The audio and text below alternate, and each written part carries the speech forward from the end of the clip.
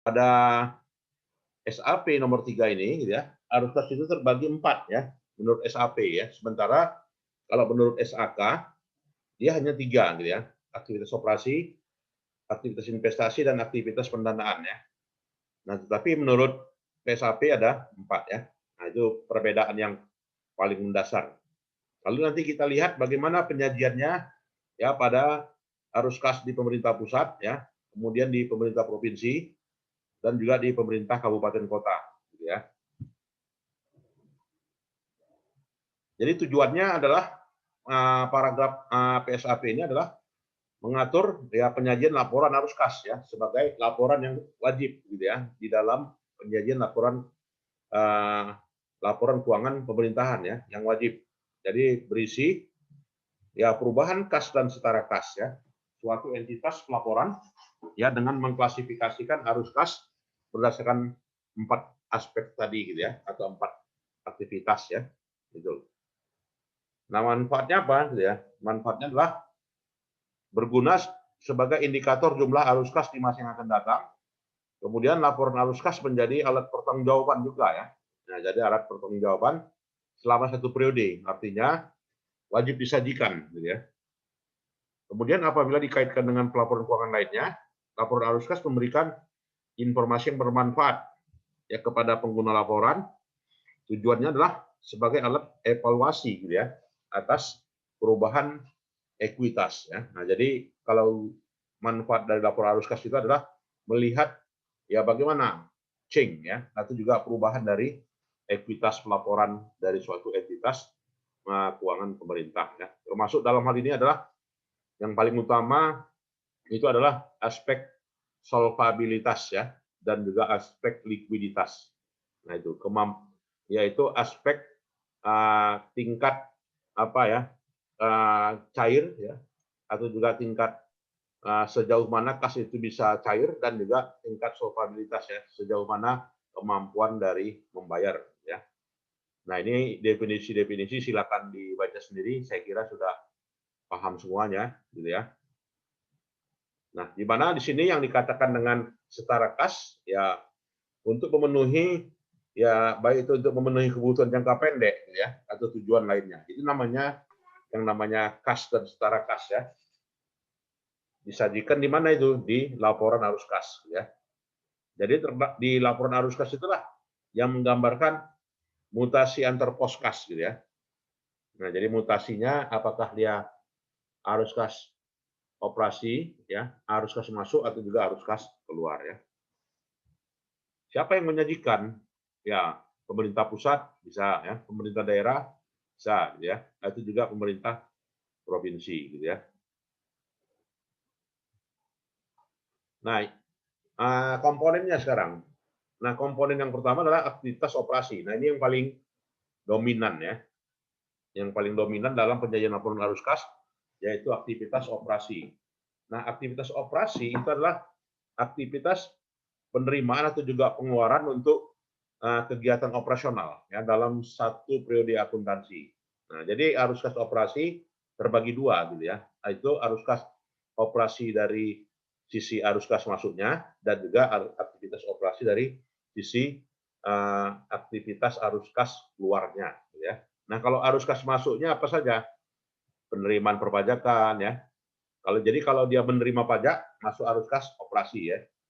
Penerimaan negara bukan pajak, penerimaan hibah, ya sampai pada penerimaan transfer ya. Nah, kalau arus kas keluarnya ya misalnya gaji PNS. Nah, gaji PNS itu disajikan di mana? Di laporan arus kas. Yaitu di laporan arus kas operasi gitu ya. Di pos arus kas keluar. Nah, jadi pembayaran gaji, pembayaran barang, bunga, subsidi, hibah, bantuan sosial. Nah, itu ya. Jadi sumbernya dari mana? Dari pajak atau dari penerimaan negara bukan pajak. Nah, kalau sekarang penerimaan negara bukan pajak ini malah jumlahnya meningkat drastis ya.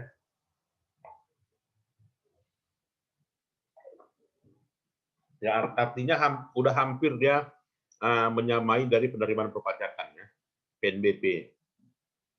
Kalau kita lihat dari data historis dari APBN ya, PNBP itu lebih dominan ya. Jadi dari mana gaji pegawai? Ya dari pajak dan dari PNBP ya. Betul. Kemudian arus kas investasi. Nah, itu adalah arus kas yang isinya berasal dari penerimaan dan pengeluaran dari perolehan maupun juga pelepasan aset. Nah, jadi memang arus kas aktivitas investasi ini kalau katanya berasal dari perolehan dan pelepasan aset tetap, gitu, maka ini jumlahnya nggak terlalu dominan, gitu ya. Artinya masih besar aktivitas operasi lagi, gitu ya. Tetapi jika ada, gitu kan, disajikan, ya dikategorikan arus kas operasi bersih, yaitu dari aktivitas cash inflow atau juga cash outflow, gitu ya. Jadi kalau cash inflow-nya apa? Penjualan aset, ya, penjualan aset lainnya, pencairan dana cadangan, ya, penerimaan investasi, penjualan dalam bentuk sekuritas, ya. Kalau arus kas keluarnya, ya perolehan aset tetap, artinya membeli aset tetap, ya. Tapi ini saya kira jumlahnya nggak sampai 20% ya dari pos APBD rata-rata yang ada di sajikan pemerintah daerah, ya. Jadi arus kas dari aktivitas investasi tidak terlalu signifikan, ya. Yang signifikan adalah arus kas dari aktivitas operasi. Nah, itu maunya ada yang mau meneliti tentang itu, ya. Ya bagaimana kabupaten kota di Pulau Sumatera misalnya yang mau nyusun tesis, gitu ya, bisa diteliti, gitu ya, bahwasanya arus kas masuk itu berasal dari mana yang dominan. Nah, dihipotesakan, gitu ya. Jadi bisanya hipotesanya apa? Hipotesanya arus kas operasi lebih dominan, ya, pengeluarannya dibanding dengan arus kas investasi atau juga arus kas pendanaan. Betul atau tidak? Nah, itu makanya disajikan ya dalam bentuk tesis, ya. Jadi nanti kan bisa kita hubungkan, gitu ya, dengan implikasi penelitian bahwasanya lebih besar aktivitas operasi memang di Indonesia ini, ya, atau di kabupaten kota di Sumatera Utara. Nah, jadi jangan selama ini banyak mahasiswa menulis itu hanya terkait dengan pengaruh ya, pengaruh DAO, pengaruh dana otsus dan terhadap pertumbuhan ekonomi. Nah, itu udah banyak yang meneliti. Nah, kalau bisa dari PSAP ini diteliti, banyak judul-judul yang bisa diambil, ya. Misalnya itu tadi apa ya, apakah aktivitas operasi, ya, lebih dominan dibanding aktivitas investasi, dibanding dengan aktivitas pendanaan atau dengan aktivitas transitoris. Nah, itu kan kalau mau diteliti bagus, ya. Nah, jadi kalau ada yang mau meneliti tentang arus kas, ya teorinya udah jelas, ya, di PSHP 3, ya. Kalau ada yang mau meneliti. Ada yang mau meneliti tentang itu? Silakan. Ada kira-kira? Nah, itu ya, saya menantang kalian supaya nanti nyusun proposal, ya, dari PSAP ini bisa dijadikan usulan penelitian, ya. Nah, itu. Aktivitas pendanaan. Nah, aktivitas pendanaan itu adalah ini juga jarang, ya, nggak dominan. Makanya kalau saya katakan dia tidak dominan, coba cari datanya, gitu kan. Ya, kalau mau meneliti tesis, gitu ya, mau tesisnya novelty-nya baru, gitu ya, ya coba teliti, gitu kan, apakah aktivitas pendanaan ini dominan, ya, pada kabupaten kota di Sumatera Utara, ya. Kalau misalkan dominan, ya mana hasil uji empirisnya, gitu kan, mana hasil uji signifikansinya. Nah, itu mahasiswa boleh menelitinya, ya, dari time series dari data 2000 misalnya 2013 ya sampai 2019. Nah, itu bagus ya kalau mau diteliti. Belum ada ya mahasiswa yang meneliti tentang tesis itu, ya. Nah, jadi saya menantang juga pada mahasiswa ya supaya membuat usulan penelitian, ya judulnya itu, ya. Udah dapat judul baru sebenarnya kalau kita membahas PSAP ini, ya. Nah, jadi sekarang aktivitas pendanaan itu terdiri dari apa? Ya, artinya aktivitas pendanaan juga kategorinya dua, ya. Apakah cash inflow-nya atau juga cash outflow-nya.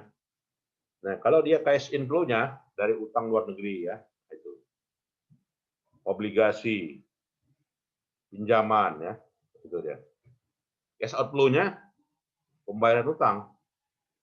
Nah, itu ya. Nah, sekarang aktivitas transitoris. Nah, aktivitas apa itu? Aktivitas yang bukan, nah itu ya, yang bukan operasi, investasi dan pendanaan. Nah, itu namanya aktivitas transitoris. Nah, jadi aktivitas transitoris itu mencerminkan yang berasal dari transaksi perhitungan pihak ketiga. Nah, ya. Atau juga penerimaan kembali uang persediaan dari lembaga bendahara penerimaan ya, serta kiriman uang ya. Nah, itu dikatakan dengan aktivitas transitoris. Boleh juga aktivitas transitoris itu adalah aktivitas yang berasal dari bukan dana dari APBN atau juga dana dari APBD. Nah, itu dia ya kan, arus kas masuknya maupun juga arus kas keluarnya. Nah, itu misalnya boleh dikelompokkan sebagai aktivitas transitoris ya.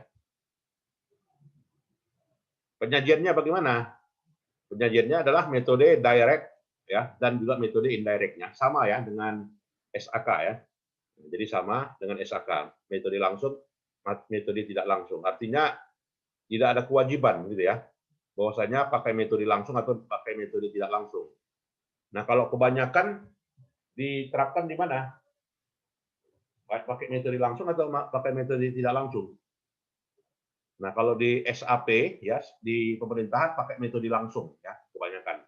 Tetapi kalau di komersil ya itu pakai metode tidak langsung. Kenapa? Ya karena ada unsur laba operasi di situ ya. Kalau metode tidak langsung. Tapi kalau metode langsung tidak gitu kan, hanya perubahan arus kas masuk dari aktivitas aktivitas cash inflow maupun juga cash outflow ya dari masing-masing pos tersebut gitu ya. Itu bisa dibuktikan ya. Nah, silakan nanti kalau mau menelitinya bagaimana gitu kan penyajian ya metode arus kas pada kabupaten kota di Indonesia di Sumatera Utara ya kan, apakah dominan memakai metode langsung ya atau juga metode tidak langsung, ya silakan buktikan sendiri gitu ya. Nah, kalau mau menyusun tesis boleh ya silakan ya, metode langsung atau metode tidak langsung yang menjadi prefer dari pemerintah kota kabupaten kota. Nah, itu silakan ya. Ya, disajikan bagaimana? Ya, disajikan dengan mata uang ya, rupiah wajib ya. Jadi tidak ada dengan mata uang asing. Nah, itu ya. Kemudian bagian laba, bunga dan bagian laba. Nah, ini masuk ke mana? Masuk ke pendapatan bunga ya, dan pengeluaran beban ya. Dimasukkan ke pos mana itu? Ya, aktivitas operasi gitu ya. Masuk aktivitas operasi dia. Nah, kemudian ada perolehan atau juga pelepasan investasi pemerintah. Nah, jadi ada apa gitu ya? Ada memperoleh atau juga melepas. Misalnya kalau dia memperoleh apa? Penyertaan modal. Penyertaan modal pada PT Bank Sumut itu kan dia penyertaan ya, berarti perolehan gitu ya. Kalau pelepasan apa? Penjualan obligasi. Nah, berarti masuk pos mana? Ya, tentu saja masuk pos investasi ya. Gitu. Ada yang mau berdiskusi silakan. Dari sini udah banyak ya judul-judul yang bisa kita angkat ya untuk menjadi tesis. Ada? Cukup jelas ya? Ya, cukup jelas ya. Nah, kemudian berlakunya ya sejak 2010. Ya, artinya ketika berlakunya PP tentang pengelolaan keuangan udah berlakulah PSAP arus kas ya. Nah, laporan arus kas pemerintah pusat inilah dia isinya ya. Jadi aktivitas operasi terdiri dari arus kas masuk, arus kas keluar ya. Arus kas masuknya posnya ini. Arus kas keluar posnya ini. Jadi selisih antara arus kas masuk dengan arus kas keluar dapatlah arus kas bersih. Ya, inilah dia. Dari arus kas bersih itulah yang namanya arus kas bersih dari aktivitas operasi. Investasi pun begitu juga ya. Arus kas masuknya apa saja, arus kas keluarnya apa saja ya. Lalu selisih antara arus kas masuk dengan arus kas keluar dapatlah arus kas bersih ya. Kalau dia lebih dominan arus kas keluar, maka saldonya negatif ya. Kalau dia lebih besar arus kas positifnya, berarti saldonya positif. Ya. Aktivitas pendanaan gitu juga ya di pemerintah pusat. Tinggal kita mengelompokkan saja ya pos-posnya apa saja ya. Arus kas masuknya dan arus kas keluarnya ya. Lalu dapatlah ketiga arus kas itu ditotalkan ya.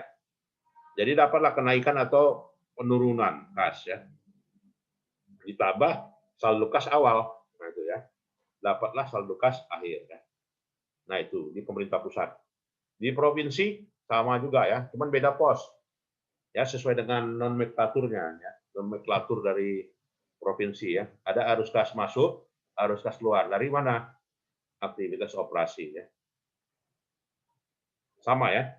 Sedangkan di kabupaten kota, nah ini bedanya di mana? Beda di pos saja. Ya kalau di pajak daerah provinsi ada nggak dengan apa bedanya pajak daerah provinsi dengan pajak daerah kabupaten? Ya misalnya pajak daerah provinsi itu ada namanya PKB kan, pajak kendaraan bermotor. Tetapi kalau di kabupaten kota tidak ada, gitu ya. Yang namanya pajak daerah itu bisa berupa ya pajak hotel, gitu kan, pajak restoran, gitu ya. Itu yang namanya apa? PKB tidak ya. PKB itu pajak provinsi, memang pos dari pajak daerah, gitu ya. Tapi di kabupaten kota tidak ada.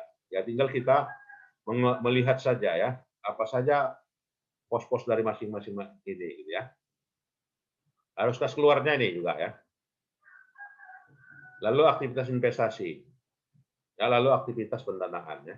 Nah, dapatlah saldo kas akhir yang jumlahnya sama ya dengan di neraca.